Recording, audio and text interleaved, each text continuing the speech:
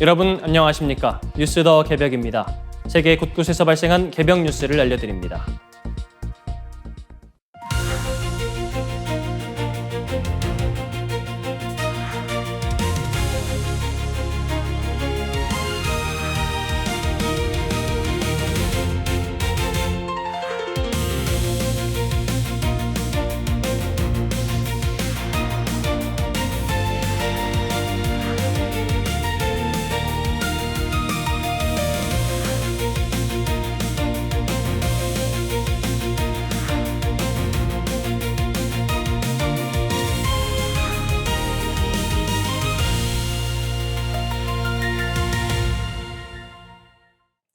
전 세계적인 베스트셀러 부자 아빠, 가난한 아빠의 저자로 잘 알려진 로버트 기요사키가 향후 2년 내에 전례 없는 규모의 경제 위기가 닥칠 것이라는 충격적인 경고를 내놓았습니다.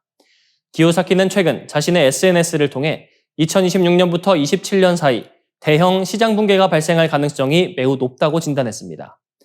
기요사키는 이번에 다가올 폭락이 단순한 경기 조정을 넘어 1930년대와 맞먹는 또 다른 대공황의 서막이 될 수 있다고 분석했습니다.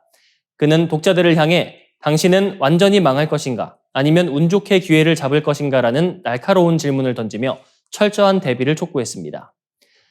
특히 그는 과거 1987년 블랙 먼데이를 비롯해 2000년 닷컴 버블, 2008년 금융위기 등 역사적인 시장 붕괴 때마다 자신은 오히려 자산을 크게 불려왔다는 사실을 강조했습니다. 위기가 닥칠 때마다 자산 가격이 폭락하면서 훌륭한 투자 대상들이 이른바 세일 상태로 나오기 때문이라는 설명입니다. 그는 다가올 2026년의 거대한 폭락장에서도 자신은 더 큰 부자가 될 계획을 세우고 있다며 일반 투자자들도 이번 위기를 부의 사다리를 오를 기회로 삼아야 한다고 덧붙였습니다. 기요사키의 이러한 전략은 투자의 귀재로 불리는 워런 버핏의 행보와도 궤를 같이 합니다. 실제로 버핏이 이끄는 버크셔 해서웨이는 주식시장의 붕괴 가능성에 대비해 지난해 말 기준으로 약 560조 원에 달하는 막대한 현금성 자산을 보유하고 있는 것으로 알려졌습니다. 이는 시장이 무너졌을 때 저렴해진 자산을 대거 사들이기 위한 포석으로 풀이됩니다. 기요사키는 구체적인 투자 대안도 제시했습니다. 그는 주식이나 채권, 상장지수 펀드, 그리고 정부가 가치를 조작할 수 있는 현금 저축을 멀리하라고 조언했습니다. 대신 미국 연방준비제도나 정부의 영향력에서 자유로운 실물자산, 금과 은, 비트코인, 이더리움, 부동산, 석유 등을 보유해야 한다고 강력히 주장했습니다. 특히 최근에는 은 투자의 중요성을 역설하며 단돈 10달러라도 있다면 당장 정크 실버라 불리는 실물 은화를 사 모으라는 구체적인 조언까지 내놓았습니다. 물론 기요사키의 행보를 둘러싼 논란도 존재합니다. 과거 비트코인이 100만 달러에 도달할 때까지 팔지 않겠다고 호언장담했던 그가 지난해 말 돌연 비트코인을 대량 매도한 사실이 알려졌기 때문입니다. 논란에도 불구하고 기요사키의 메시지는 명확합니다.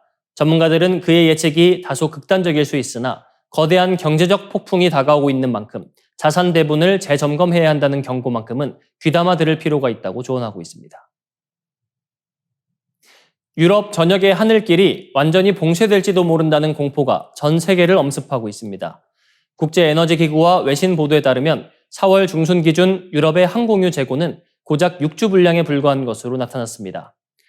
호르무즈 해협의 긴장 고조로 원유와 정제유 공급망이 사실상 마비되면서 유럽 주요 항공사들은 당장 다음 달부터 연료 보급을 장담할 수 없다며 운항 감축이라는 초강수를 두고 있습니다. 이처럼 글로벌 에너지 위기가 심화하는 가운데 전 세계의 시선은 역설적으로 기름 한 방울 나지 않는 대한민국으로 향하고 있습니다. 현재 한국은 전 세계 항공유 수출 시장에서 독보적인 1위 자리를 굳건히 지키고 있습니다. 지난 2022년 기준 한국의 항공유 수출액은 110억 달러를 돌파하며 당시 주력 수출품인 휴대폰마저 제쳤습니다. 명실상부한 대한민국의 핵심 경제 동력으로 자리 잡은 것입니다. 이러한 성과의 배경에는 세계 최고 수준의 정제 기술력과 전략적 입지가 있습니다. 특히 주목할 지점은 세계 최대 에너지 소비국인 미국과의 관계입니다. 트럼프 미국 대통령은 그동안 풍부한 셰일 오일을 바탕으로 에너지 자립을 자신해 왔습니다. 하지만 그 실상은 다릅니다. 미국의 엄청난 소비량을 감당하기에 자체 정제 시설이 역부족이기 때문입니다. 실제로 미국 서부 해안 공항들이 수입하는 항공유의 85%는 한국산입니다. 텍사스 등 남부 정제 단지에서 험준한 로키 산맥을 넘어 기름을 보내는 것보다 한국에서 배로 실어오는 것이 훨씬 경제적이라는 트럼프 대통령 정부의 실리적 판단이 작용한 결과입니다. 대한민국이 에너지 허브로 거듭난 비결은 울산과 여수, 대산에 구축된 세계 최대 규모의 정제 클러스터에 있습니다. 우리나라는 단일 공장 기준 전 세계 1, 2, 3위 정제 시설을 모두 보유하고 있습니다. 단순히 규모만 큰 것이 아닙니다. 불순물이 많은 저급 원유를 고품질 항공유로 변모시키는 수소화 분해 기술과 황성분을 완벽히 제거하는 탈황 기술은 타의 추종을 불허합니다. SK에너지, GS칼텍스, S오일, HD 현대오일뱅크 등 국내 4대 정유사는 지난 20년간 40조 원 이상을 투자해 이른바 지상유전이라 불리는 고도화 설비를 완성했습니다. 전 세계 평균 고도화율이 25%에 머물 때 한국은 40%에 육박하는 수치를 기록하며 수율을 극대화했습니다. 끈적끈적한 벙커 CU의 분자 구조를 재배열해 값비싼 항공유로 뽑아내는 화학공학의 정점을 보여주고 있는 것입니다. 이러한 기술력 덕분에 한국은 원유 도입액의 60%를 다시 수출로 회수하는 세계 최고의 에너지 가공 무역국이 되었습니다. 이제 한국의 정유 산업은 삼성전자나 대만의 TSMC와 비견되는 전략적 자산으로 평가받습니다. 중동 산유국들조차 자신들의 원유를 가치 있게 만들어주는 한국과의 파트너십에 사활을 걸고 있습니다. 자원 빈국에서 에너지 병참기지로 거듭난 대한민국의 정제 기술은 이제 단순한 산업을 넘어 국제정세의 판도를 바꾸는 강력한 에너지 주권이자 외교적 카드가 되고 있습니다. 국제 에너지 시장의 거대 카르텔인 석유 수출국 기구 오펙이 창설 66년 만에 최대 위기를 맞았습니다. 핵심 회원국이자 원유 생산량 세계 7위인 아랍에미리트가 전격적인 탈퇴를 선언하며 독자 노선을 걷기로 했습니다. 5월 1일부로 UAE가 오펙을 공식 탈퇴하면서 세계 에너지 시장의 권력 구도가 뿌리째 흔들리고 있습니다. 오펙 내 3위 산유국인 UAE는 그동안 원유 생산 할당량을 두고 사우디아라비아 등 주류 국가들과 심각한 갈등을 빚어왔습니다. UAE는 생산 능력을 확대하기 위해 막대한 자금을 투입해왔으나 오펙의 쿼터 제한에 묶여 수출에 제약을 받아왔기 때문입니다. 실제로 국제에너지기구의 조사 결과 UAE는 하루 평균 400만 배럴 이상의 생산 능력을 갖추고 있음에도 불구하고 그동안 절반 수준인 230만 배럴 남짓만을 생산해왔습니다. UAE는 이번 탈퇴와 동시에 공격적인 증산을 예고하며 석유 수익 극대화에 나설 방침입니다. 시장의 시선은 이제 연쇄 탈퇴 여부에 쏠리고 있습니다. 전문가들은 카자흐스탄과 나이지리아, 베네수엘라를 다음 탈퇴 유력 후보로 지목하고 있습니다. 특히 나이지리아는 최근 대규모 정유시설을 완공하며 자급도를 높이고 있어 감산을 통해 가격을 방어하려는 오펙의 전략보다는 증산에 집중할 가능성이 큽니다. 베네수엘라 역시 미국의 현직 대통령인 트럼프 대통령 정부와의 관계 개선 흐름 속에 수출량을 빠르게 늘리고 있어 오펙에 잔류할 유인이 갈수록 줄어들고 있습니다. 이번 UAE의 결정은 단순히 경제적 계산을 넘어 외교 안보 지형의 변화와도 맞물려 있습니다. 중동 내 군사적 긴장이 고조되는 상황에서 UAE는 기존 아랍 중심의 블록보다는 트럼프 대통령이 이끄는 미국과의 정렬을 더욱 강화하려는 움직임을 보이고 있습니다. 워싱턴 정가에서는 트럼프 대통령의 에너지 독립 정책과 맞물려 UAE의 이번 행보가 글로벌 에너지 주도권을 오펙에서 미국 동맹국 중심으로 이동시키는 계기가 될 것으로 보고 있습니다. 비용 측면에서도 UAE는 세계에서 원유 생산 단가가 가장 낮은 국가 중 하나입니다.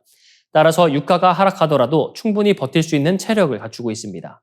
호르무즈 해협을 우회하는 육상 파이프라인 구축에 집중해 이란의 위협으로부터 자유로운 안정적 수출 경로를 확보하겠다는 것이 UAE의 중장기 전략입니다. 주요 산유국이 오펙을 떠난 것은 이번이 처음입니다. 과거 카타르나 앙골라 같은 소규모 국가들의 이탈과는 차원이 다른 충격입니다. 오펙 전체 생산 능력의 13%를 차지하던 UAE가 이탈함에 따라 시장 관리 능력을 상실한 오펙이 결국 무용지물로 전락할 수 있다는 비관적인 전망이 힘을 얻고 있습니다. 세계 최대의 다국적 해상합동훈련, 림팩, 즉 환태평양 훈련에서 우리 해군이 역사적인 이정표를 세우게 됐습니다. 오는 6월 말부터 미국 하와이 일대에서 열리는 이번 훈련에서 대한민국 해군 제독이 처음으로 연합해군 구성군 사령부의 사령관 임무를 수행합니다. 1971년 림팩 훈련이 시작된 이래 55년 만에 우리 해군이 다국적 연합 전력의 실질적인 지휘권을 잡게 된 것입니다. 해군은 미 제3함대 주관으로 실시되는 올해 훈련에서 한국 해군 소장급 지휘관이 연합해군 구성군 사령관을 맡아 해군의 우수한 작전 지휘 능력을 전 세계에 유감없이 보여줄 계획이라고 밝혔습니다. 연합해군 구성군 사령관은 훈련에 참여하는 30여 개국 전력 중 핵심인 해상 전력을 총괄하는 중책입니다. 여기에는 원정 강습단과 항모 강습단 등 방대한 규모의 연합 전력이 포함되어 있어 우리 제독이 이들의 실제 작전과 기동을 현장에서 직접 지휘하게 됩니다. 앞서 미 삼함대 측은 이번 훈련에서 미 삼함대 사령관이 연합기동부대 전체를 총괄하고 그 아래에서 한국 해군이 해상 전력을, 캐나다 해군이 공중 전력을 각각 분담하여 지휘한다고 발표했습니다. 우리 군은 지난 2024년 훈련 당시 부사령관 임무를 성공적으로 완수한 바 있으며 그 역량을 인정받아 이번에 사령관으로 격상되는 성과를 거두었습니다. 1990년 처음으로 림팩의 문을 두드렸던 대한민국 해군이 30여 년 만에 훈련의 주인공으로 우뚝 서게 된 순간입니다. 이번 훈련의 규모와 우리 군의 파견 전력 또한 역대 최강 수준입니다. 올해는 30여 개국에서 2만 5천 명 이상의 병력이 참여하며 40여 척의 수상함과 5척의 잠수함, 그리고 140여 기의 항공기가 동원됩니다. 특히 우리 해군은 최신의 이지스 구축함인 정조대왕함과 3,000톤급 잠수함인 도산 안창호함, 그리고 최첨단 P-8 해상 초계기를 이번 림팩 무대에 처음으로 선보입니다. 이는 사령관국으로서의 위상을 공고히 하는 동시에 우리 군의 첨단 전력을 국제사회에 각인시키는 계기가 될 전망입니다. 전문가들은 미국의 이러한 결정이 인도 태평양 지역의 급변하는 안보 지형과 밀접한 관련이 있다고 보고 있습니다. 북한과 러시아의 군사적 밀착, 그리고 중국의 해군력 증강에 맞서 미국이 동맹국들과의 안보 분담을 강화하고 있다는 분석입니다. 특히 트럼프 대통령 정부가 인도 태평양의 안정을 위해 동맹의 실질적인 역할을 강조해온 만큼 이번 한국의 지휘권 수임은 한미일 삼각안보 협력이 단순한 구호를 넘어 실제 작전 차원으로 구현되고 있음을 시사합니다. 제이비어 브런슨 주한미군 사령관 역시 한국의 이번 역할을 두고 형식적인 참여가 아니라 안보 협력의 실질적인 구현이라며 실제 분쟁 발생에 대비해 상호 협력을 연습하는 핵심적인 과정이라고 평가했습니다. 우리 해군은 이번 사령관 임무를 성공적으로 완수해 대한민국의 해양 안보 역량을 증명하고 국가적 위상을 한 단계 더 높이겠다는 강한 의지를 내비치고 있습니다. 이상으로 뉴스 더 개병 마치겠습니다. 시청해 주셔서 고맙습니다.